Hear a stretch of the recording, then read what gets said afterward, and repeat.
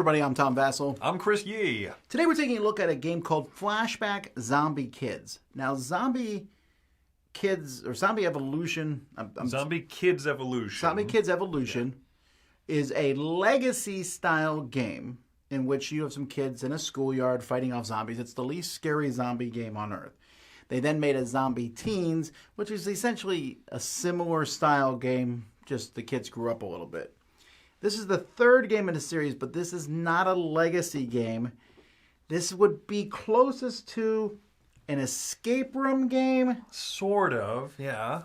But this is not really... the best way to describe this would be if this is a game for kids, and let's pretend you have a Where's Waldo book, and you opened it, and I said, now solve a mystery that's happening in this picture. And you all look and see things. That's kind of what this game is, except instead of a page of a book, it's on a bunch of cards. Right.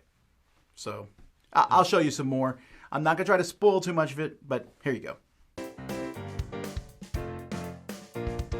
Okay, so let's take a look at what's inside the box here. And before we get started, I want to point out that I really dislike their insert solution. I don't normally have such a strong reaction. This one here, like an egg crate, the cards, you shake the box at all, they all get mixed together. But there's some secret items in here that you will get as time goes by, which are also, that shows you what they are, supposedly. And then you have a little small deck of cards here with a third secret item here. And I'm not going to show you what they are. And honestly, folks, I'm going to try not to show you too many spoilers, but what I am showing you here is essentially a little bit of the game, but it's more about spoilers for your kid. So this is card 1 of the very first memory that you're going to play. This is memory 1, and you'll reveal this card. So you'll see this card is showing some sort of event happening, some sort of zombie attack. And it shows a little card here, which is going to match these little cards. And that says to reveal number 1. And it says, how did the zombies get past the schoolyard walls? So you're going to be looking at these pictures, trying to answer the different questions. Sometimes you'll find something with a little wrench that will give you something. But often they're going to be questions, and you need to answer these questions. And in the rule book, it will tell you the correct answer. You'll notice there's little cards on here. So you can see this one here at the top. See this person at the top of a slide, it shows a number 2. If you see a number, you can reveal that, and that shows what that person can see. So you can see here's the clown zombie going up the water slide with a water bottle on its face, and here's the kid dropping the water bottle on it. Although you can then take card 6, which will show what this person sees. So you can take as many cards as you want. And there's going to be hidden in other ways to take various cards. In fact, there's a whole extra deck of cards which has letters and stars and numbers, and some of them are going to be found using different tools. But once you're done with each of these 3 main memories, there's memory 1, 2, and 3, and so it will have the memory here. It will tell you some things that you're trying to do, and it shows solutions down here. But these are extra things that you will do with each of the memories at the end. The answers to the initial ones are on the back of the rule book, but when you're done, you'll be able to use things you found in the third one and go back through all 3 of them again. So you essentially have 6 different memories that you're going to go through. And all you're doing to solve these is you just need to be able to answer these questions correctly. So it's not like anything is particularly hidden in a sense that you can't figure it out. But you're going to look at these cards and go through all the different cards, asking questions, using these devices, which will give you new secret ways to look at cards until you solve the mystery. Now, as I said in the overview, I'm actually a little annoyed that I put the box like this because I know the cards inside are messed up now. Oh yeah. Hate that insert so much. I was puzzled when I opened it up. You had played through it, and it said, "Hey, try this one out."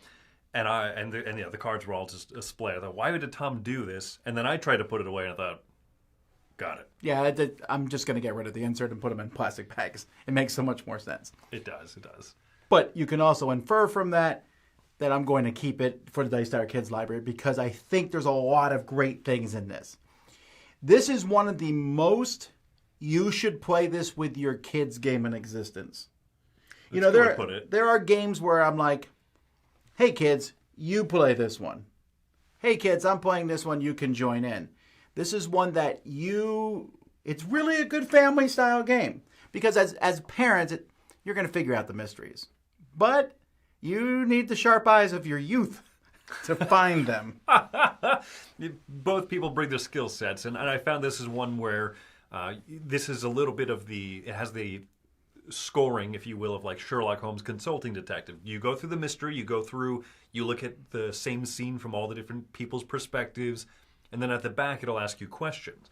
But I love that they let you know what the questions are throughout each scenario. Yes. Which is great, because then you can kind of prompt your kids along. You'll probably figure it out. Your kids will figure it out, but you can kind of say, hey, what's odd about this machine over here? Also, that makes more sense anyway. They should be doing that in those other older detective games. No one ever goes out to solve a murder case and then comes back and like, what questions are you about to ask us? That doesn't ever happen. You know the questions before you go out. But what's neat about this one is the rule book tells you, they're like, listen, don't just start throwing cards out there because you could. Mm-hmm. You could just say, oh, I see 5, 6, 18, 21. So I deliberately did that when I played it with my son. I was like, all right, pick a number. Picks a number, we take a look at that picture. Okay, now pick another number. And then you could still kind of speed through the game, but once you get those 3 devices that let you look at cards in different ways, you suddenly, the game slows down. Yeah, but in a good way. In a good way, right, because you're then looking at cards, you're looking at past cards that you might have overlooked something on them. And I like the 3D thing. Now, this is a zombie invasion of a playground. That's the first one. You saw that in the picture. But that's such it's almost goofy. Oh, it absolutely is goofy. It's not scary for kids at all, really. I mean, although I did have a nephew he had nightmares from Plants vs. Zombies. Like, oh, really? Yeah. And so, obviously, know your own kid. That's like the level of This is a little bit less scary than Plants vs. Zombies, because some of those zombies in Plants vs. Zombies look a little scary. Sure, yeah. And also there's that music. Woo! But, yeah, you're right. In fact, when we got this out, my son was like, this is like Plants vs. Zombies. I was like, yes. I like this. I think there's a good amount of content in here. You're probably not going to play it twice. But you have 6 ones. Each one takes 30 minutes, maybe? I think that's fair, yeah. And then you can give it to somebody else. Absolutely. That's what I love about it. That's why I like a lot about like the Unlock games, the Unlock Kids games. Like, I've had a lot of fun with those types of adventure, exploration. I guess Unlock Kids might not be a bad analog to this, mixed with, and it also has notes of another game that I love playing with my family, which is Micro Macro. The crime yes, cities. It is like halfway between those two. Yeah, but as a lot of people will point out, Micro Macro does have more, adult type of things put in there. Even if you're playing the lighter, family friendlier cases, you still explore around the map. Hey, what's that? Hey, look, a decapitated body. This doesn't have any of that, which I think makes this a little bit more family friendly. I feel easier pushing this on almost any family. I agree. This has the big plot that the bad guys have in here is a goofy, Looney Tune-esque plot. So I liked it. And also I felt that there was a nice, clear distinction between each of the 3 scenarios. Yeah. I do not...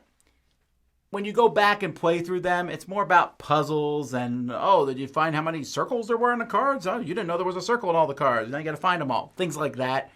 That's fine. It wasn't as fascinating to go back the second time through each of them. But even if you just played those first 3, I thought there was a lot of content there. There's a lot of value for what you're going to get, plus the fact that I would, like I said, someone with a family, you can re-gift this. This is so approachable.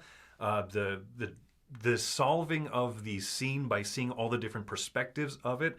Sometimes you might look at something that's literally straight down on the scene that you have a bunch of people on the ground, and then you say, oh, you're seeing it from a different perspective, and that's great. It's so clever, and encourages your kid to be clever, too.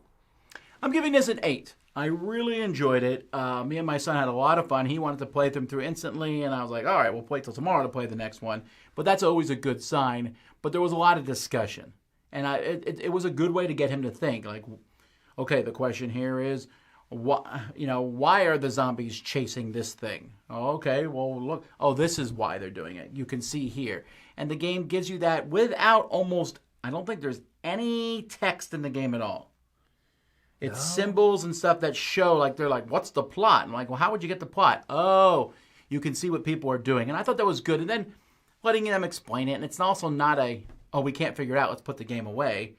You can just look at the answers.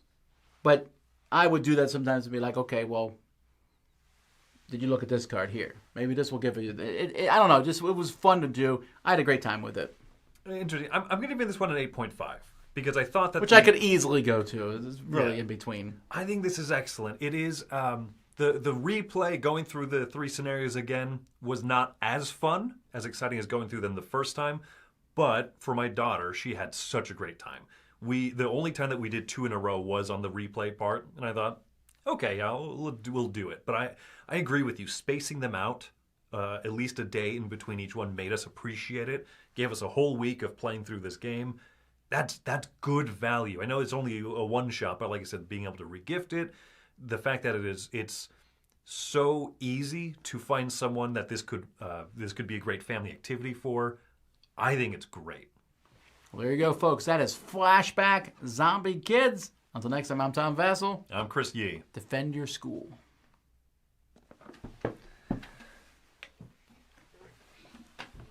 Yeah, we'll put this in the kids' library.